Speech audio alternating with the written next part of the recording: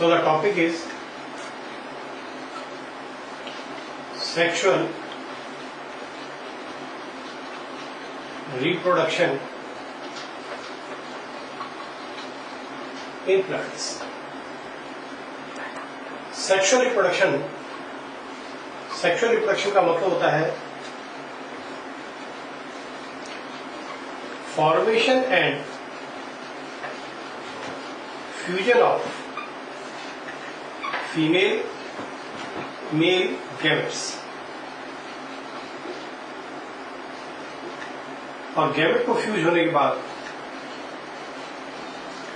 Embryo, और embryo के बाद बनता है सीड। अगर सीड से कोई नया इंडिविजुअल या न्यू इंडिविजुअल की फॉर्मेशन होती है, then it is known as sexual reproduction. What about the plants? The plants are angiosperms. What are angiosperms? A plant which has flowers. Then what is flower? Flower is a modified shoot. The question is, what is shoot? Shoot means stem plus buds. This is known as shoot. We can say यहाँ stem है, इस stem में ये सब nodes हैं और इन node से इस तरह के अपेंडेजेस या बर्ड्स जो है वो डेवलप होती है, और इन्हीं बर्ड्स की फॉर्म में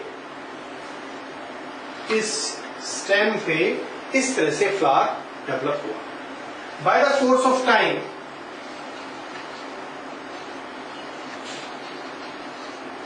ये फ्लावर स्क्वीज हो गया, और स्क्वीज होकर इस तरह से ये कन्वर्ट हो गया।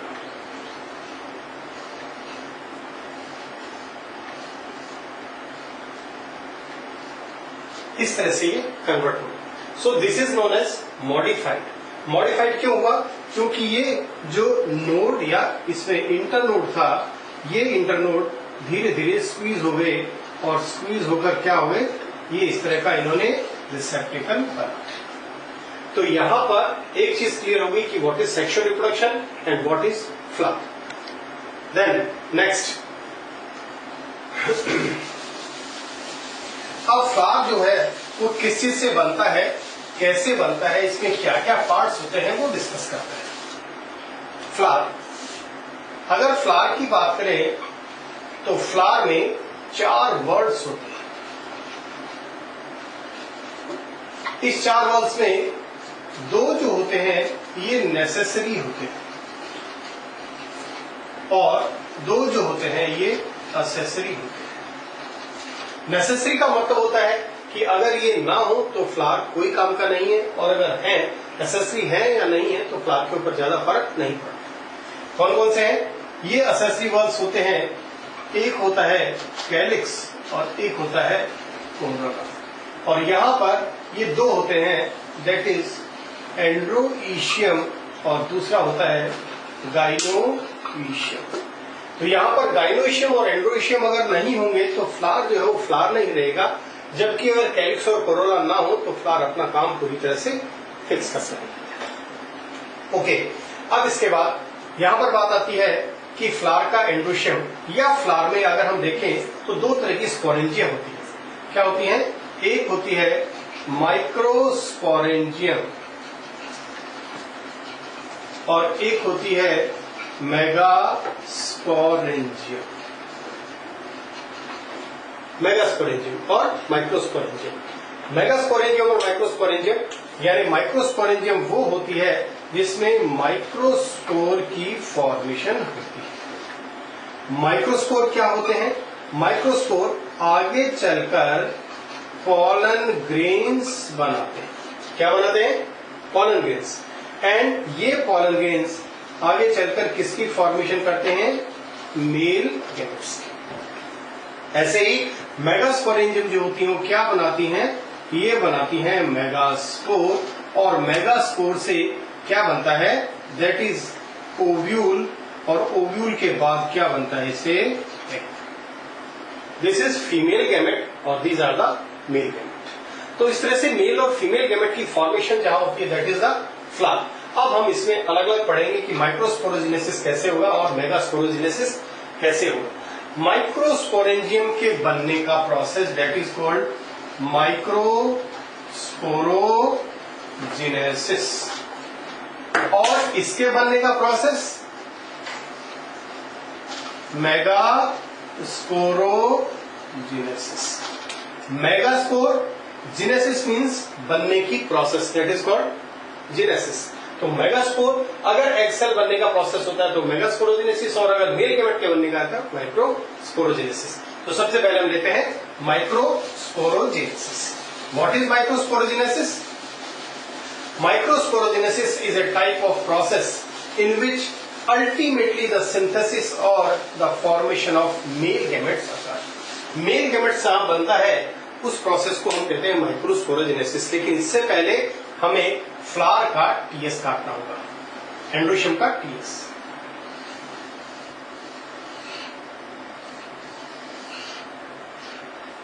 इस तरह से इसमें 1, 2, 3 और 4 ये 4 स्पोरेंजियम होती हैं जहां पर फॉर्मेशन या सिंथेसिस होता है।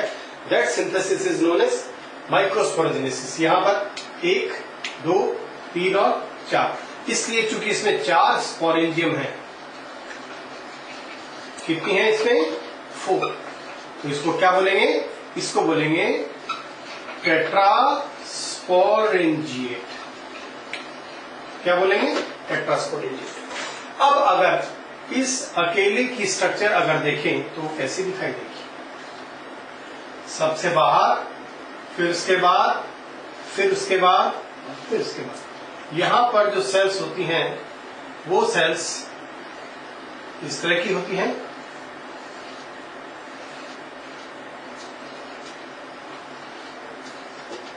इसके बाद जो सेल्स आती हैं उन सेल्स में यू शेप की फिटिंग्स होती है।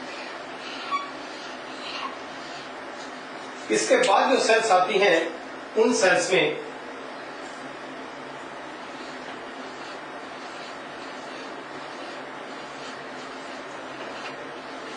और फिर इसके बाद जो सेल्स आएंगी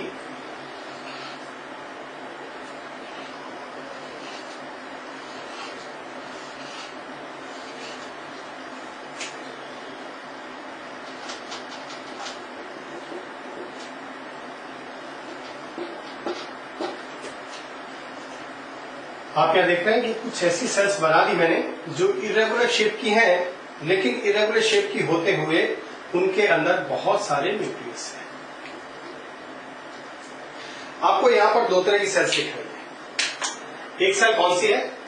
इस सेल को बोलते हैं tapetum and this is known as MMC. MMC means microspore mother cell. सबसे बाहर एपिडर्मिस, उसके बाहर, उससे पहले अंदर एंडोथीशियम, इसके बाद मिडल लेयर,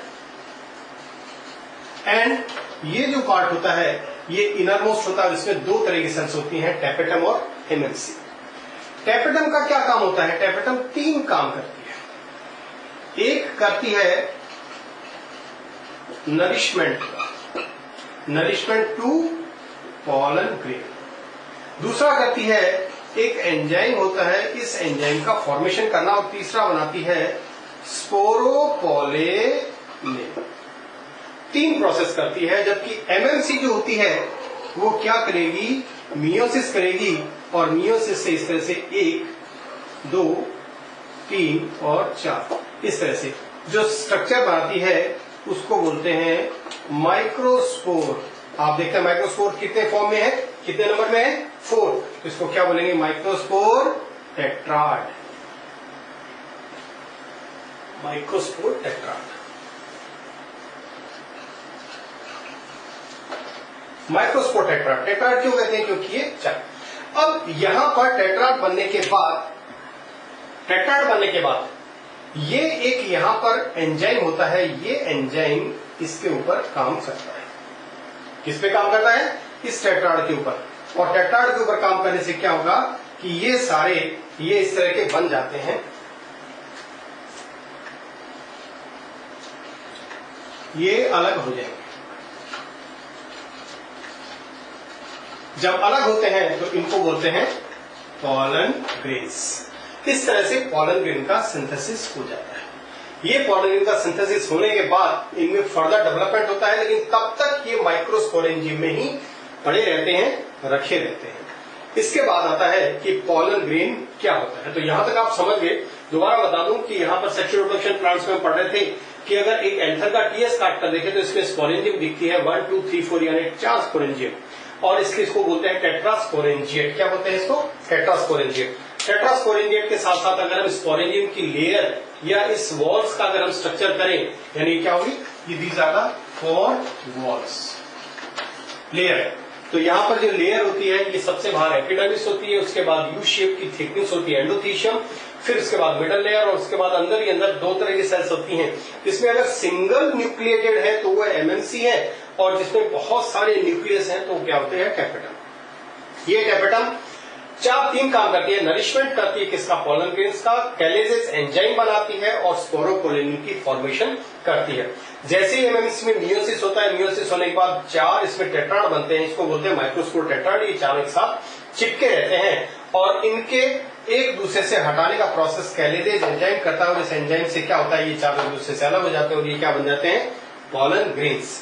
अब पॉलन ग्रेन का स्ट्रक्चर कैसा होता है वो हम पढ़ते हैं। पॉलन ग्रेन वास्तव में अपने आप में एक ऐसी स्ट्रक्चर है जो एक व्हीकल का काम करता है, और ये मेनली मेल गैमेट को ट्रांसपोर्ट करता है। मेल गैमेट्स को एक जगह से दूसरी जगह लेके जाता है। पॉलन ग्रेन की अगर हम बात करें तो पॉलन ग्रेन इस तरह का होता है। इस पॉलन ग्रेन में इस तरह की बात, इसको बोलते हैं एक्साइन, और ये हो गया इंटाइन। एक्साइन जो होती है इसकी स्ट्रक्चर अगर हम देखें तो इस तरह से होता है, ये इंटाइन है,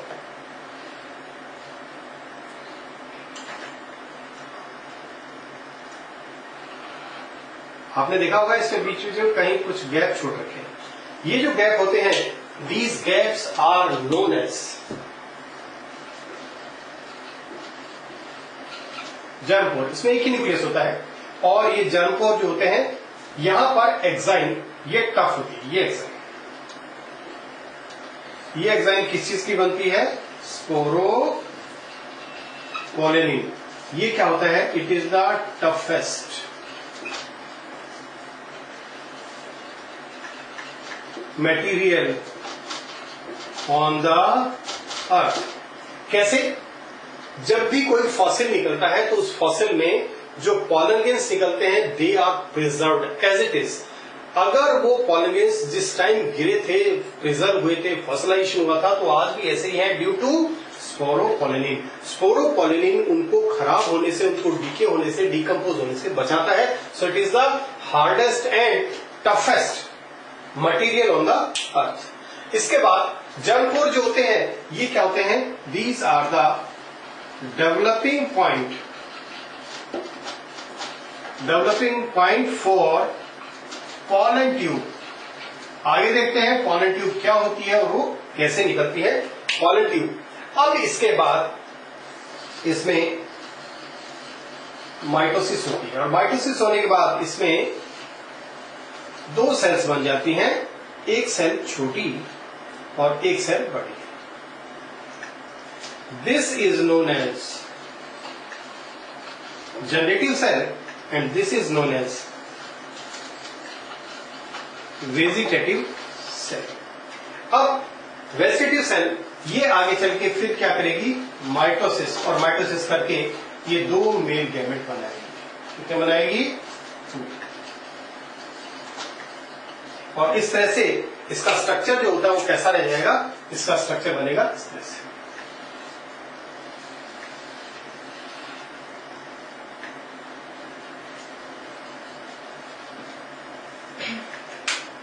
यहां पर देखिए आप, इसमें ये 2 मेल गैमेट हैं, और यहां पर this is known as tube nucleus and these are known as male gametes. ये मेल गैमेट्स हमेशा इस ट्यूब न्यूक्लियस से आगे होते हैं और आगे होने के बाद ये प्रोसेस चालू रहता है और इस कंडीशन में ये शटर्ड ऑफ होते हैं। So it was all about up to microsporogenesis. Thank you.